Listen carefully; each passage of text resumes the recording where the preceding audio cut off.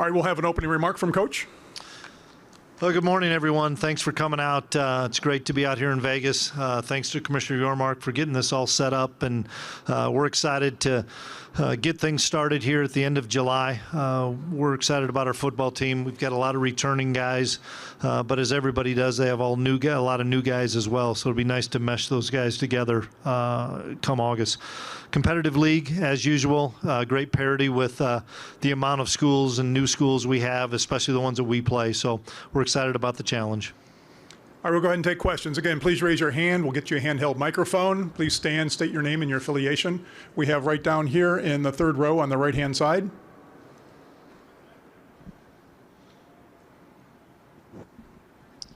Coach, you obviously came from North Dakota State, and there's been a few other notable coaches that have come from FCS, Division II, even NAIA with Kalen DeBoer and his success after his time at Sioux Falls.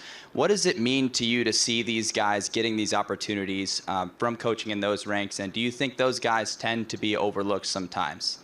I've said this since the day that I arrived in Manhattan, and football is football, and you just need opportunities. And when you get opportunities, and if you're having success, you're going to get those opportunities. And I've known Kalen for a while. Was so excited for him with the run they made last year. And there's a lot of good football coaches at all different levels, and I think you're going to continue to see coaches from NAI, Division II, FCS, so forth, get opportunities. We're on the left side in the fifth row. Yeah, Chris, Barry Trammell with the Tulsa World. The esteemed voters of the Big 12 preseason poll picked you guys second, but they put none of your guys on the all-conference team. How do you rectify those two decisions? Don't pay a whole lot of attention to it, to be honest with you. Everybody sees it, but it's not something that we talk about an awful lot. I hope it shows people the overall depth and value of our roster and how important our role players are and how important our players are as far as if you're a successful team, individual honors at the end of the season are going to come. I'm sure that our players, if you'd ask them, they probably saw both polls, and I don't know if they're excited, disappointed, but I know they were aware that there was nobody from K-State on one of those teams. But you still got to perform, and we've got a lot of work to do before we get to end of August. We'll stay on the left side here, or in the third row. Hey, Chris, Colin Wilson with the Action Network. The hiring Matt Wells comes in as co-offensive coordinator. He has a huge history with quarterbacks, specifically 2018 Jordan Love at Utah State. What does he bring to Avery Johnson, and what led you to bring him in? Matt and I have been friends for more than a decade and had always talked, even when he was at Tech and I was here at K-State, and then when he went to Oklahoma, he and I have always stayed in contact, and it was just maybe the right time for him to get back on the field and truly coach. And we talked all through that bowl prep, and he was the one who I wanted to hire. It was just trying to get through that bowl time, and it worked out. But a wealth of experience and a wealth of knowledge with quarterbacks, and I've already seen in a short period of time, just the second semester, the value of him being with Avery. There's a great mesh there. There's a great comfort between the two guys. They are on the same page an awful lot, and I know that Avery, as well as our offensive staff, coaches, Coach Riley, our offensive coordinator, excited about some of the things that Coach Wells is going to bring to K-State, especially in the pass game. And I know that everybody wants to know what the heck we're going to do, but we'll wait until the fall to unveil that. But super excited to have Matt and his family in Manhattan. Okay, we'll go over here to the right side in the center. Hey, Chris. Kevin Fielder from EMO Online. The secondary returns a lot of talent from last year. How important is that as you guys transition into this season with, a fairly similar defensive structure? It's really important. There's such talented offenses in this league, really good quarterbacks, really good skill players. And so for us to have bookend corners back in Keenan Garber and Jacob Parrish is really important for us. Those guys have played a lot of football. And then to have most of our safeties. VJ Payne's played a ton of football. Marquise Siegel, who's with us, has played a lot of football. Colby McAllister's played a lot. And then we've got some freshmen that are ready to step up as redshirt freshmen.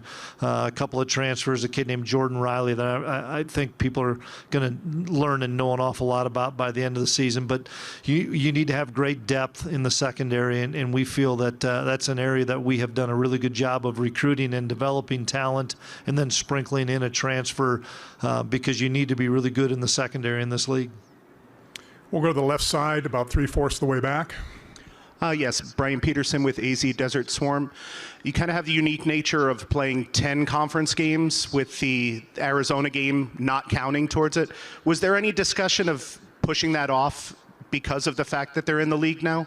I think it was probably too late when everything got finished up with scheduling, and I'm glad that we're playing Arizona. They're a terrific football program, and it's a great early season game for the Big 12 to get on national TV on a Friday night. So that excites us, and I know it excites Arizona. There's really good talent on both teams. I'm hoping we ultimately get to an even number of conference games so that we're not on the 9, 5 away, 4 at home. Then it's more of a 4-4 split of 8 games, or even a 10, because if you're going to have to play a Power 5, you might as well play it in your league and get 5-5. But no, it's going to be a great game. It's going to be a great showcase for the Big 12 in early September. Back here on the left side again, in the center. Don Williams from the Lubbock Avalanche Journal. Coach, I believe you play 5 teams that are either new to the conference or second year in the Big 12. To what extent, if any, did that mean any extra work in preparation for your coaching staff? Yeah, it definitely gave us a lot more work in the summer, and the month of June is already busy enough with recruiting and camps, and now we don't have the database like you'd have with a Tech or a Baylor or a TCU. We've got five new schools, or even BYU and Cincinnati have been in our league, but we didn't play them last year, so we don't have much data on them. And then we've got the 2 Arizona schools in Colorado, so a lot of extra work. I think it's excitement though for the fans, for both schools, as far as whether it's us going to Provo and seeing a great environment, because I've been there and I know it's a phenomenal environment, to us going to Boulder and seeing a great environment, or those other schools potentially coming to our place and seeing a great environment in Manhattan. I think the fan base of all the schools are going to be excited because they're going to see really good football, and they're going to see some different teams that they haven't seen throughout the year. Right down here in the front row.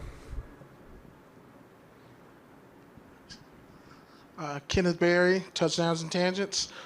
Coach, obviously you lose a lot of senior leadership in BB, what he meant to the offensive line, and obviously the offensive line being the quarterback's best friend. How have you kind of just this offseason, tried to get the O-line to kind of embody his spirit, and when will he be put in the Ring of Honor? I don't probably make that decision, but Beeb's had a phenomenal career, and he will be in the Ring of Honor for sure. But it's interesting. We lost 4 really good senior offensive linemen, but we have 4 really good senior offensive linemen returning, and that's something that maybe goes overlooked a little bit, the value of what Connor Riley does for our offense and for our program and for that room in the offensive line room, to lose the amount of seniors that we had and then still return the amount of seniors. Hadley Panzer, Taylor Poitier, Carver Willis have really taken over the reins from those guys that have left and have tried to keep that engine running. And we've always been really, really good up front, and it's due to Coach Riley. But it's those guys that have been in the program that want to stay and want to be developed and not want to get in the transfer portal just because they don't play in their first year.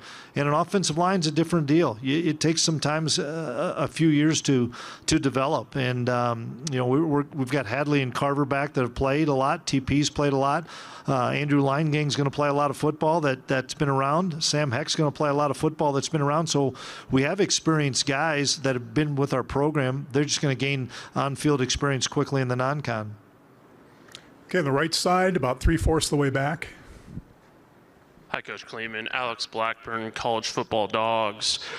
Going from the offensive line to the defensive line here, how important will the physicality and experience up front defensively be, given the talent of the ground games in this conference, as well as the importance of the pass rush? Yeah, we've been really fortunate that we've always had a lot of depth in our defensive line. Coach Tui and Coach Wyatt do a great job, and we're probably going to have 8 or 9 deep on the defensive line, and we've always rotated guys really well. But we've got 2 6-year senior defensive ends in Brendan Mott and Cody Stufflebean coming back that have been in the program for a long time, and they'll hold those young kids that are going to play a lot to a high standard and to a high expectations. But I'm really comfortable and excited about the amount of defensive linemen that we have that have played a lot of Big 12 football, as well as some of the new guys that we have coming on, some freshmen that'll be redshirt freshmen that I think can really be effective pass rushers. And there's no doubt about it. You've got to be able to stop the run, and you've got to be able to get a good rush on the passer. Okay, we'll go far left side, 5th row. Hey, Chris, Jenny Carlson with Beyond the Box Score. You guys played Oklahoma State last year when Ollie Gordon was just getting going. You obviously know what really good running backs look like at K-State. I'm curious just what impresses you about him, and obviously they'll be in Manhattan this year. What's the challenge of handling him? Yeah, he's a tremendous talent. He's got really good speed. He's a home run hitter, as well as he can run through arm tackles. And he had a breakout season, and it's probably started around our game, and he continued to elevate. And he's a terrific football player, and we're glad we play him in Manhattan and not Stillwater. We've struggled in Stillwater, and we've played better in Manhattan, but that's the nature of our league. You're going to face really talented running backs each week. You're going to face talented quarterbacks, and you've got to stay healthy, and you've got to do a great job of trying to eliminate explosive plays. And last year, Ollie got us on a couple big ones, and we've got to prevent that. On the right side, 2nd row, right here in the middle. All right. Coach Lynn Harrington with Stay Alive in Power 5. How you doing today? Good. That's good to hear. So we're going to talk about, you have one of the most talented running backs in this league, and DJ Giddens. Last season, he split carries with Trayshawn Ward. Do you plan on giving him more of a workload this fall, or how's that going to work out with the rushing? It'll probably be pretty similar in the fact of DJ can carry it 30 times, and he did that a few times for us last year. He can carry it 20 times. DJ's an every down back, and I think he's tremendously underrated in our league. DJ is just a phenomenal football player.